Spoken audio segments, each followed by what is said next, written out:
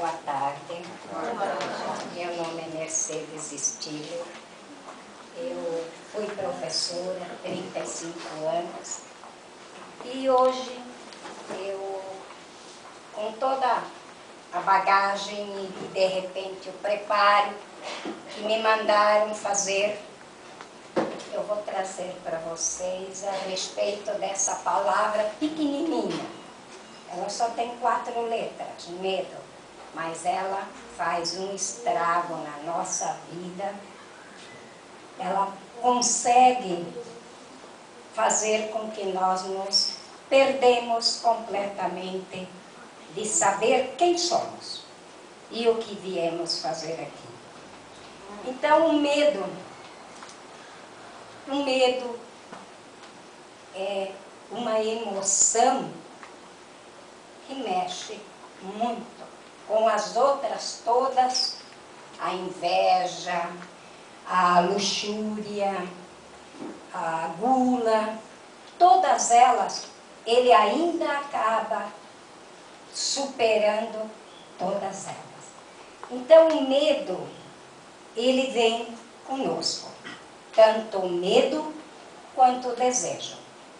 São 2 coisas que estão paralelas.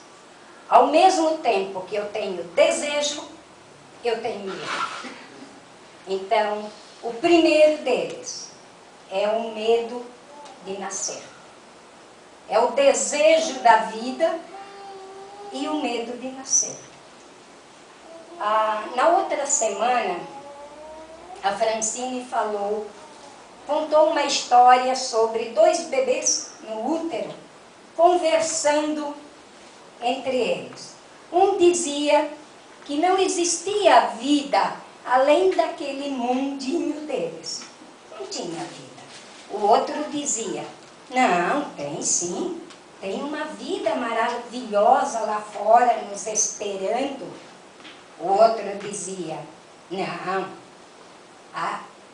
fora desse nosso mundo aqui não existe nada.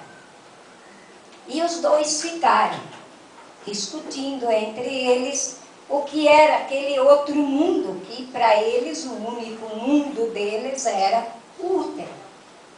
Então, imaginem e se coloquem agora na situação desses 2 bebês tendo que nascer. Todos nós passamos por esse período. Ou pelo parto natural, normal, ou pela cesárea. Um dos 2 nós passamos. Então, ao mesmo tempo do nosso desejo de ir lá para fora, de conhecer esse mundo que está além do nosso mundinho, o medo de passar por aquele canal, ou ser puxado numa cesárea. Então esse medo, às vezes, tem bebês que não passam por ele, que ficam ali. Então, o desejo de viver está paralelo também. A partir do momento que eu nasci, eu já estou preparado para morrer. Morte e vida estão juntas. Elas não estão separadas. Vida e morte estão juntas. O segundo medo é aí, a criança nasceu, conseguiu superar esse medo, vem o outro desejo da mãe, de estar com a mãe, do afeto, do carinho, da atenção, de tudo. Aí, paralelo a esse desejo, o medo da separação. Como é que eu vou me separar da mãe? E aí, nesse ali, a mãe tem um papel. A mãe eu estou usando termo, porque hoje tem pai que também é a mãe. Quantos que são a mãe?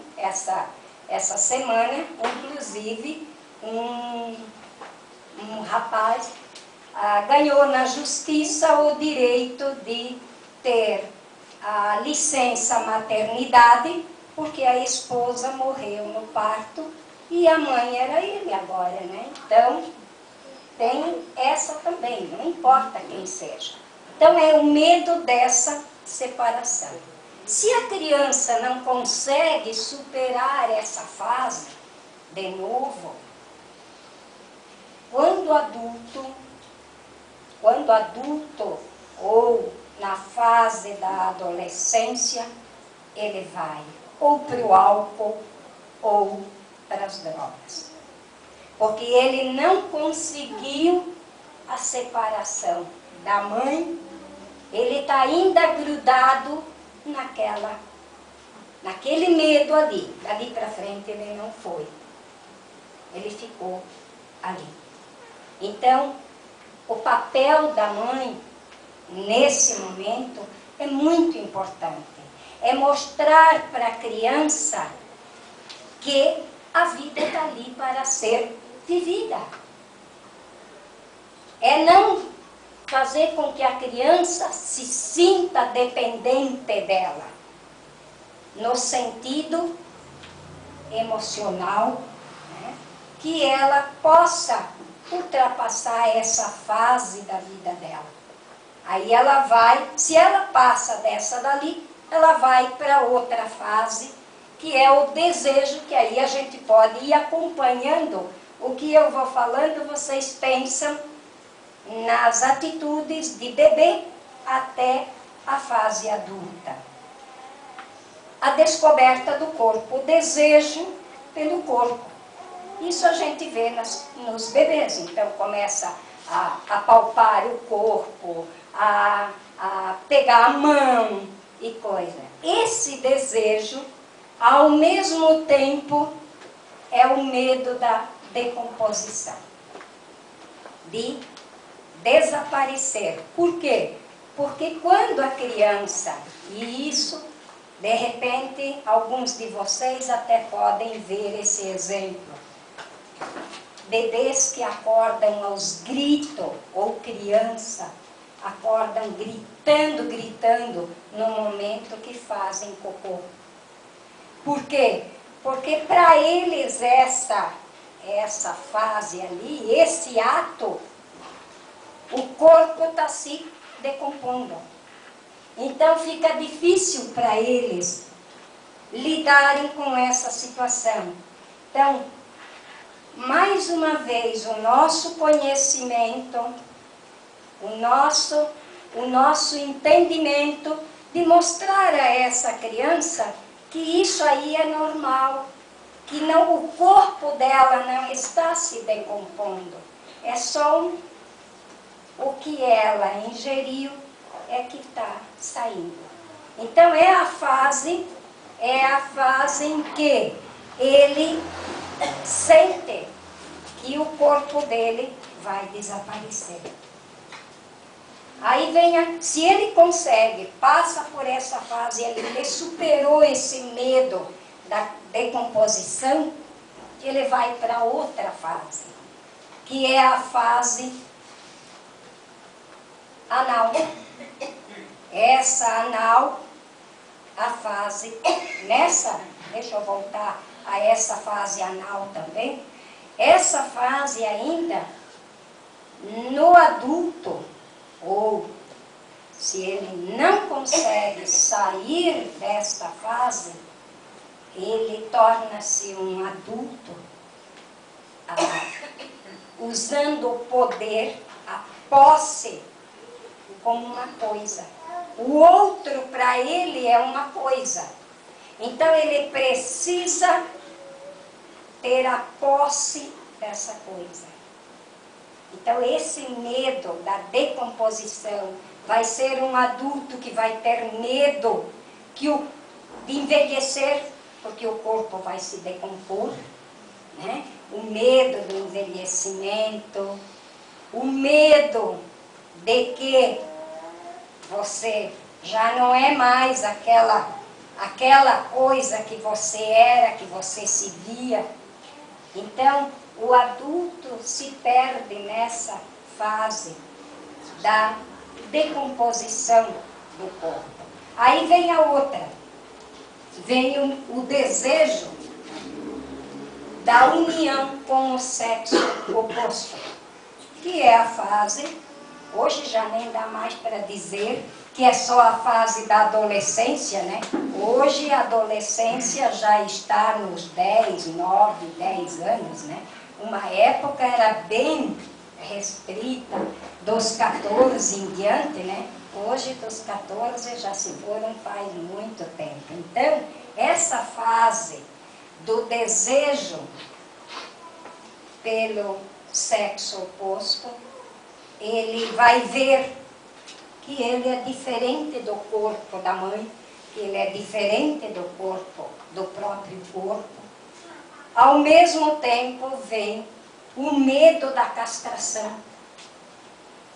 Alguém vai me dominar, alguém vai me castrar. Então, esse desejo, ele fica também nessa fase, às vezes da vida, a gente pode ainda dizer como criança, como adolescente, que não consegue passar para frente. Aí vai ser um adulto que precisa e necessita de dominar, de fazer com que o outro ele tenha poder sobre esse. Então ali pode entrar o ciúme doentio, né, que ele não consegue olhar para o outro igual a ele. Mesmo que seja de sexo diferente, não importa, mas ele é um ser humano igual. Espiritualmente os dois não têm sexo, mas ali começa uma posse em cima do outro. O domínio e o medo de que alguém vai me dominar. Então alguém vai cortar as minhas pretensões. Então esse medo também faz com que a gente de repente fique nessa fase. Aí no adulto, eu quero dizer, não em idade, adulto em conhecimento, em experiências e coisas, ele pode tornar-se um sádico. Tá? O sexo para ele é a coisa mais importante, não é a pessoa, não é o outro que está do lado dele, sim o ato sexual em si. Ele não consegue ver esse ato sexual, esse encontro de homem e mulher como uma coisa sublime. Ele vê como uma coisa de usar e pronto. Então ele nunca vai estar satisfeito com nada. Ele não consegue se satisfazer porque ele está preso a essa situação, ao medo da castração, ao medo que o outro te domine, que o outro tenha posse sobre você. Mas tem quem passa por essa fase. E vem o outro desejo, que é o desejo da imagem que os pais fazem de nós. É aquele desejo de eu ser como meu pai, como a minha mãe, ou que o meu pai e a minha mãe me vejam desta forma. Ao mesmo tempo surge o medo de não estar à altura do desejo ou das perspectivas que os pais têm dele próprio. Então ele se perde novamente nessa situação. né? O que será que o meu pai pensa de mim? O que será que a minha mãe pensa de mim? E começa nessa fase, daí a gente, dentro dessa fase, a adolescência, ou pode até mais para frente, os conflitos entre pais e mães, né? E esses conflitos, gente, é a coisa mais importante para que se supere esse medo da imagem que o meu pai faz de mim. O medo que eu não corresponda a essa imagem que o pai ou a mãe tem de mim. Então, esses conflitos vai mostrar que eu tenho ideia diferente da minha mãe e do meu pai, mas nem por isso eu deixo de gostar do meu pai e da minha mãe. Percebeu? Então, esses conflitos para o adolescente, para esta fase, é muito importante, porque ele vai ver que ele é maior do que aquele medo que ele tem dentro dele, que às vezes nem sempre é explicado. Que ele não vai explicar, ele não vai entender, ele não consegue colocar para fora esse medo.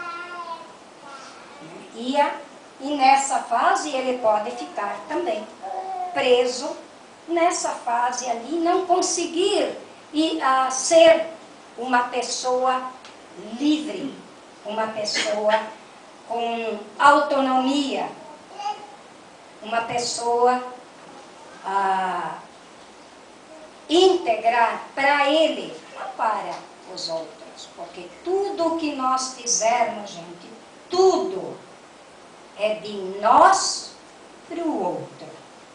Jamais, jamais é alguma coisa que vem do outro para ti. Jamais. Por exemplo, julgamento. O julgamento é meu, é da minha pessoa.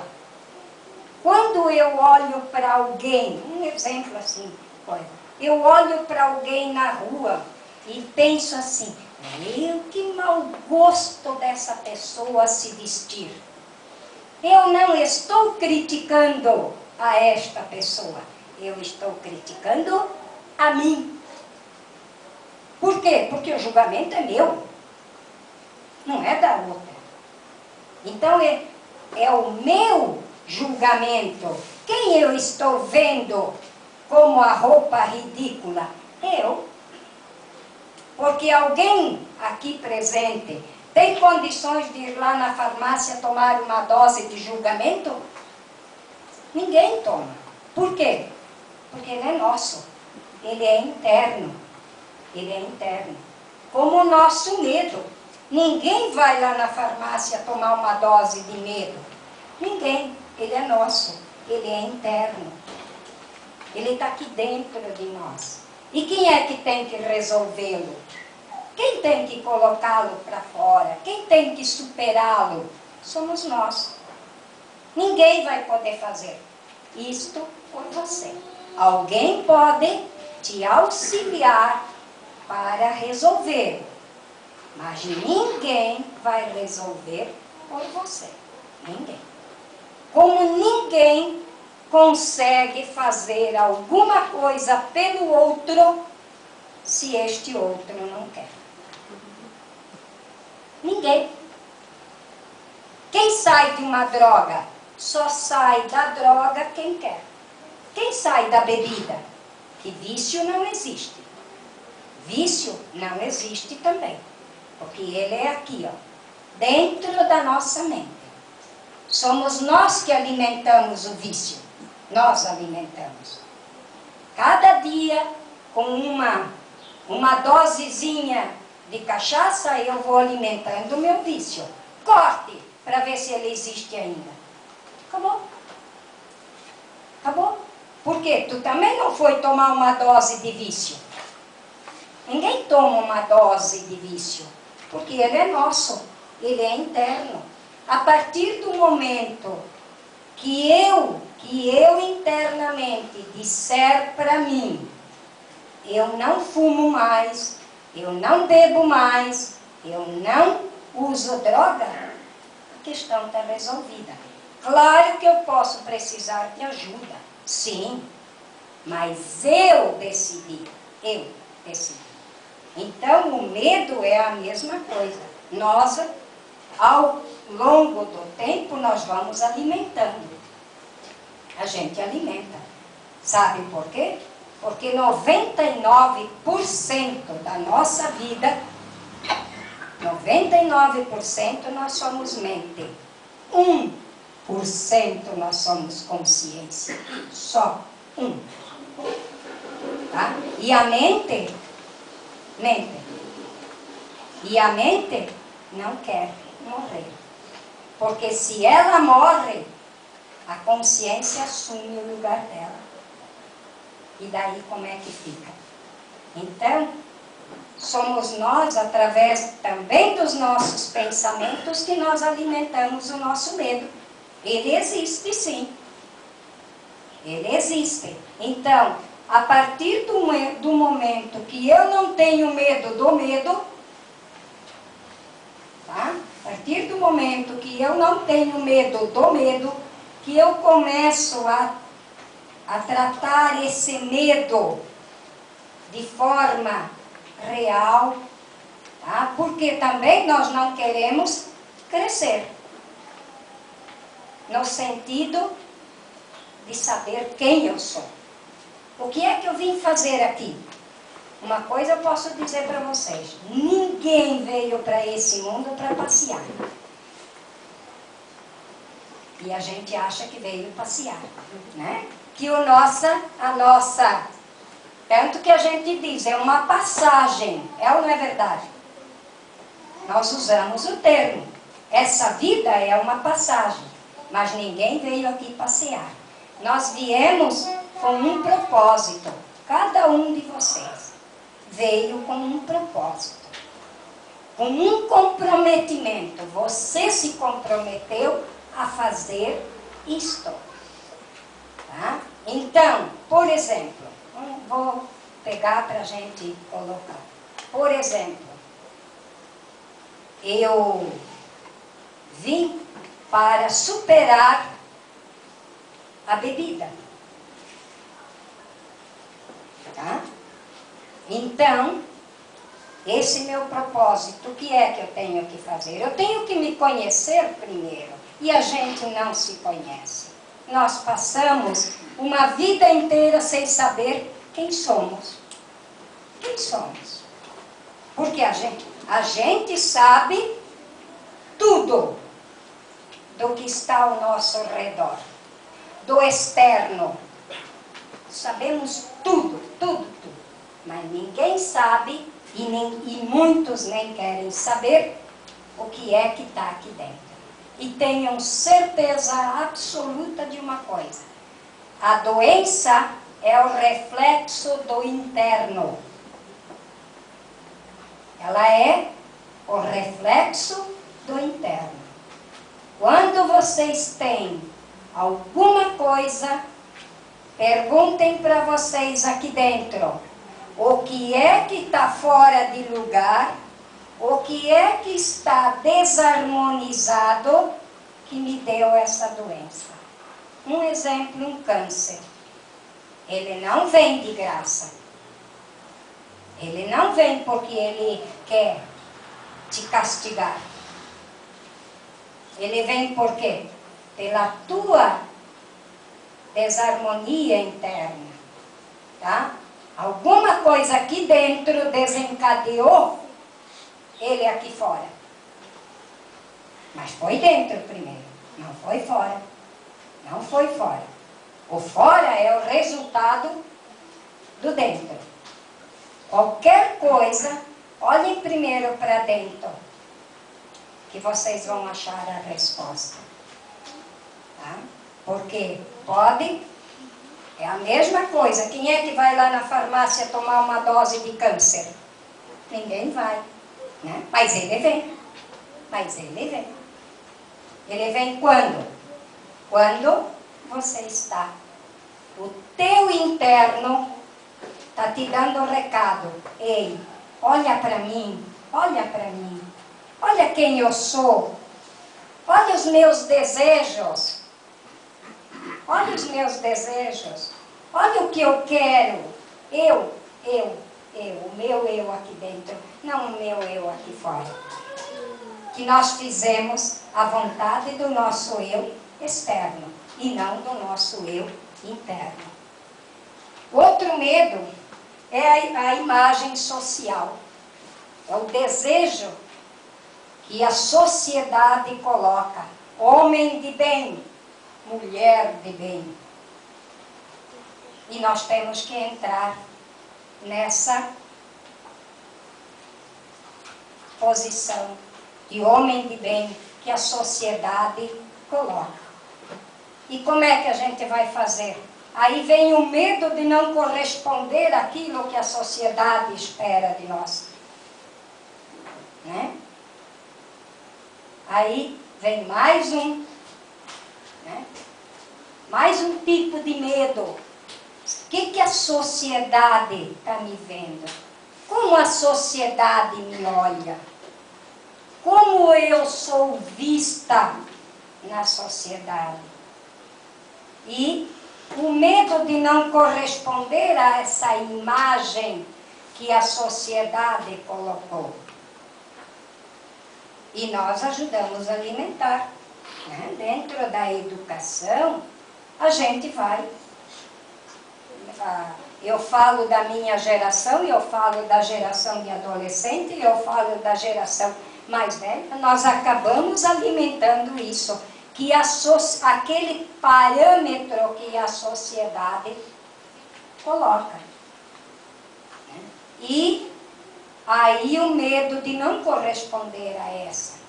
Agora, se consegue passar por ali, por essa situação da sociedade, aí ninguém mais te segura. Por quê? Porque você vai em busca da tua autonomia, da tua liberdade. Não interessa mais o que pensa o teu pai, o que pensa a tua mãe, o que pensa a sociedade de você. É você que sabe o valor que você tem.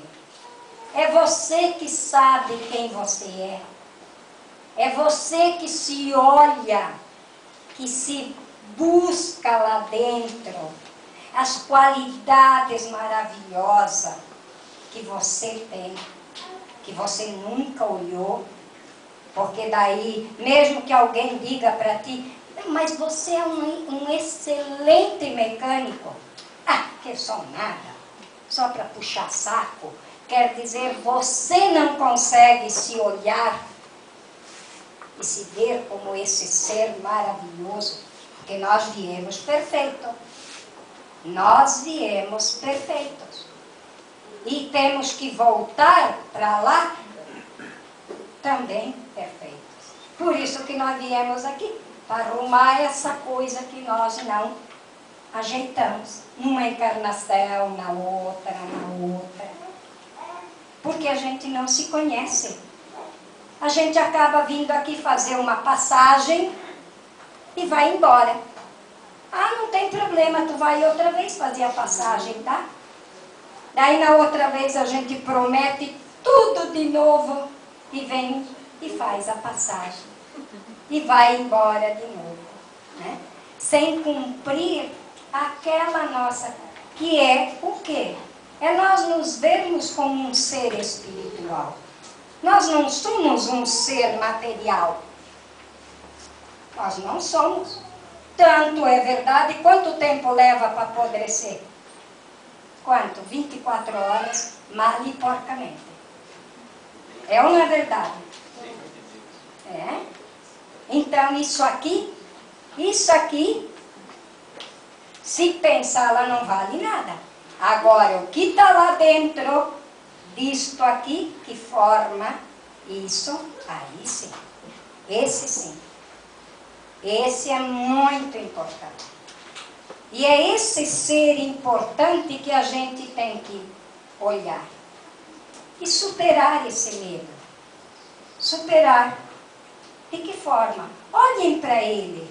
Olhem para o medo. Olhem para que fase da vida vocês ficaram. Ele também se supera. E é só nós que podemos superá-lo. Nós podemos ter ajuda, sim, de terapeutas, de conversas. Mas quem tem que tomar a decisão? E às vezes como isso dá trabalho, gente. Ou como dá trabalho.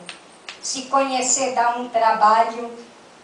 Porque nós somos tão complexos conosco que dá trabalho se conhecer.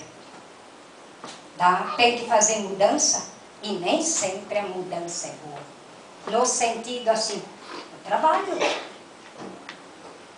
É trabalho, mudar dá trabalho.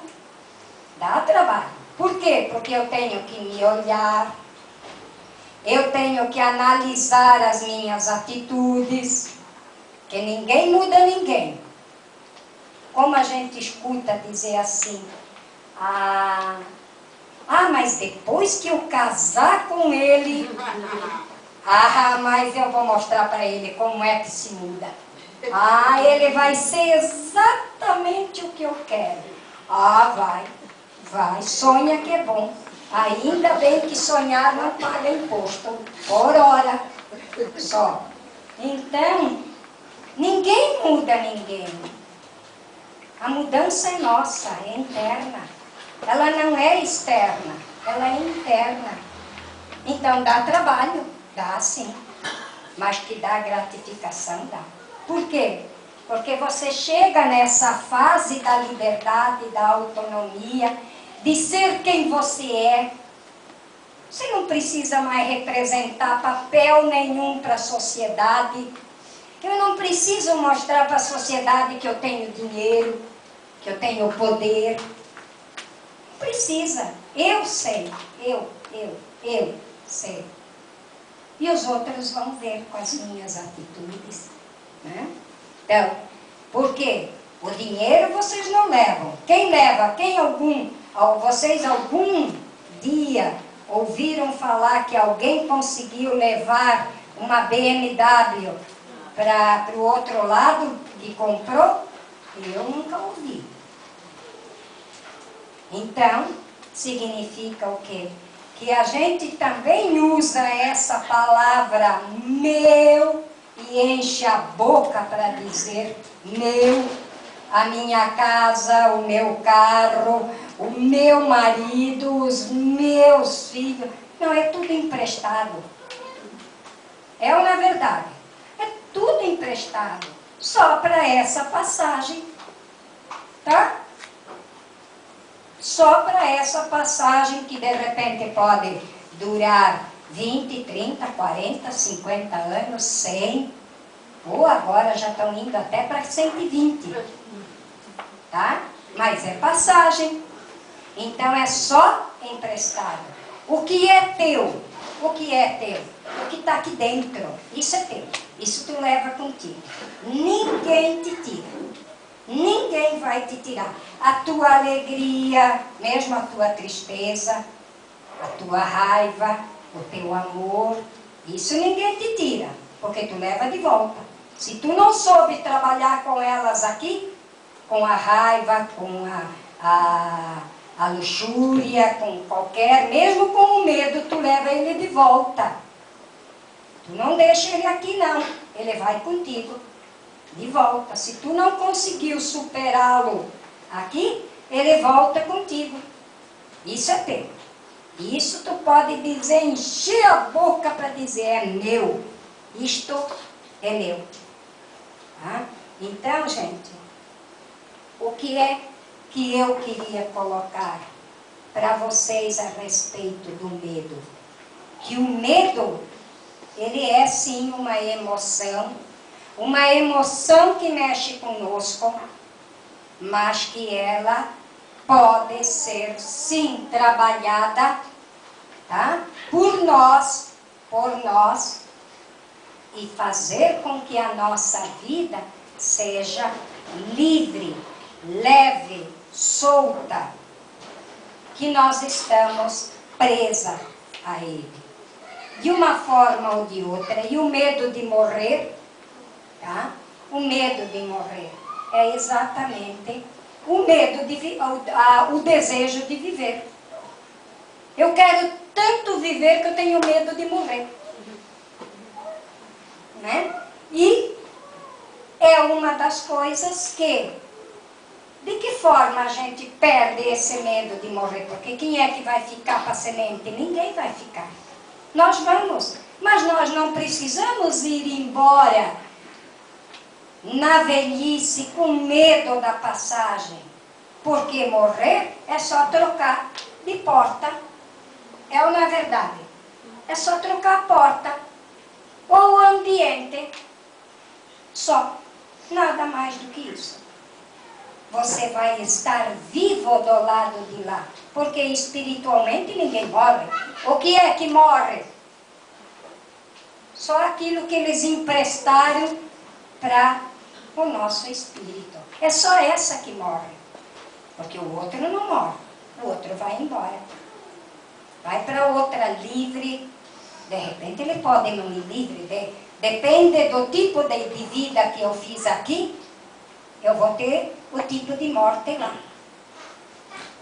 Porque lá vai ser vida também, mas para mim pode ser morte.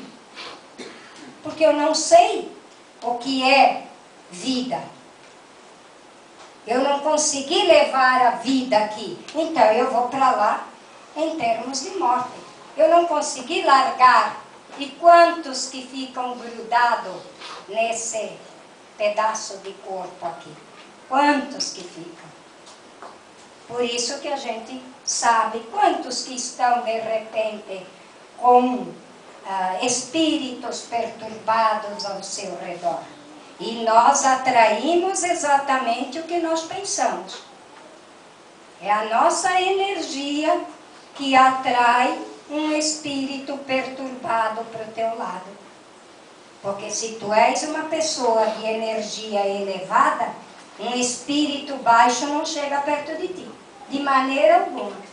Ele só vai chegar na tua energia.